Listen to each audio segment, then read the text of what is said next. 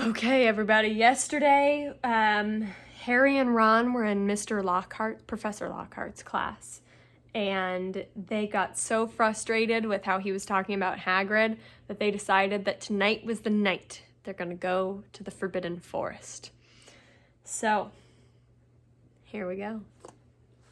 Still just pictures of spiders on this page, though. The Gryffindor common room was always very crowded these days, because from 6 o'clock onwards, the Gryffindors had nowhere else to go. They also had plenty to talk about, with the result that the common room often didn't empty until past midnight. Harry went to get the invisibility cloak out of his trunk right after dinner, and spent the evening sitting on it, waiting for the room to clear. Fred and George challenged Harry and Ron to a few games of Exploding Snap, and Ginny sat watching them, very subdued in Hermione's usual chair.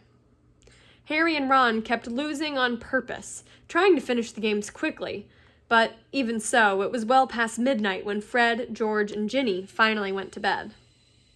Harry and Ron waited for the distant sounds of 2 dormitory doors closing before seizing the cloak, throwing it over themselves, and climbing through the portrait hole. It was another difficult journey through the castle, dodging all the teachers. At last, they reached the entrance hall, slid back the lock on the oak front doors, squeezing between them, trying to stop any creaking, and stepped out into the moonlit grounds. "Course," Ron said abruptly, as they strode across the black grass. "We might get to the forest and find there's nothing to follow. Those spiders might not have been there at all. I know it looked like they were moving in that sort of general direction, but..." His voice tailed away hopefully. They reached Hagrid's house, sad and sorry-looking with its blank windows. When Harry pushed the door open, Fang went mad with joy at the sight of them. Worried he might wake everyone at the castle with his deep, booming barks, they hastily fed him with... Gosh, I can never remember how to say this word. Trestle fudge from a tin on the mantelpiece, which glued his teeth together.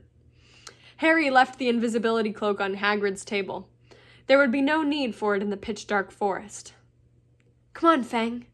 We're going for a walk," said Harry, patting his leg, and Fang bounded happily out of the house behind them, dashed to the edge of the forest, and lifted his leg against a large sycamore tree. Harry took out his wand and murmured, "Lumos," and a tiny light appeared at the end of it, just enough to let them watch the path for signs of spiders. "Good thinking," said Ron.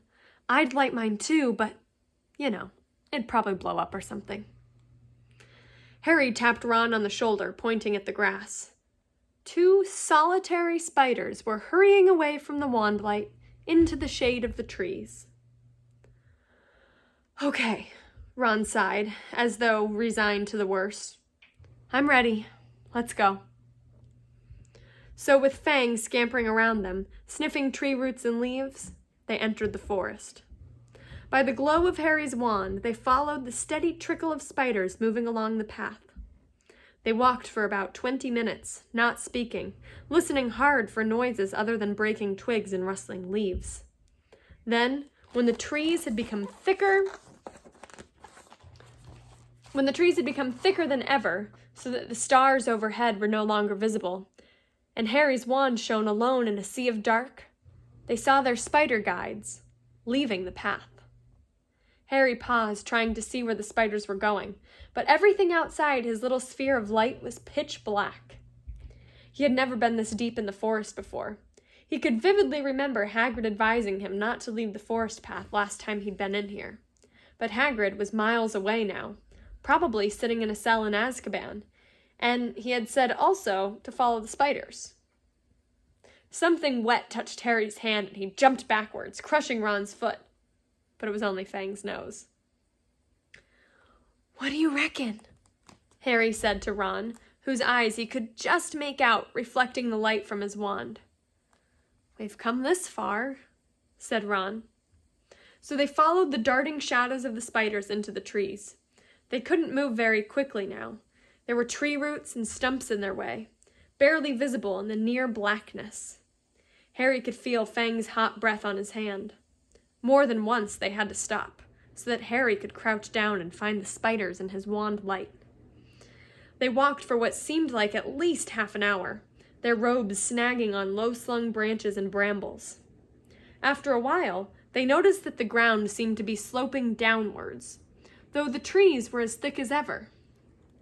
Then Fang suddenly let loose a great, echoing bark, making both Harry and Ron jump out of their skins. "What?" said Ron loudly, looking around in the pitch dark and gripping Harry's elbow very hard. "There's something over there. There's something moving over there," Harry breathed. "Listen. It sounds like something big." They listened. Some distance to their right, the something big was snapping branches as it carved a path through the trees. "Oh no," said Ron. "Oh no! Oh no! Oh!" "Shut up!" said Harry frantically. "It'll hear you." "Hear me?" said Ron in an unnaturally high voice. "It's already heard Fang." The darkness seemed to be pressing on their eyeballs as they stood, terrified, waiting. There was a strange rumbling noise, and then silence. "What do you think it's doing?" said Harry. "Probably getting ready to pounce," said Ron. They waited, shivering, hardly daring to move. "Do you think it's gone?" Harry whispered. "I don't know." Then, to their right, came a sudden blaze of light, so bright in the darkness that both of them flung up their hands to shield their eyes. Fang yelped and tried to run, but got lodged in a tangle of thorns and yelped even louder. "Harry!" Ron shouted, his voice breaking with relief. "Harry! It's our car!" "What?" "Come on!" Harry blundered after Ron towards the light, stumbling and tripping, and a moment later they had emerged into a clearing. Mr. Weasley's car was standing, empty, in the middle of a circle of thick trees under a roof of dense branches, its headlamps ablaze. As Ron walked open-mouthed towards it, it moved slowly towards him, exactly like a large turquoise dog greeting its owner. "It's been here the whole time!" said Ron delightedly, walking around the car. "Look at it! The forest turned it wild!" The wings of the car were scratched and smeared with mud. Apparently it had taken to trundling around the forest on its own. Fang didn't seem all keen on it. He kept close to Harry, who could feel him quivering. His breathing slowing down again, Harry stuffed his wand back into his robes.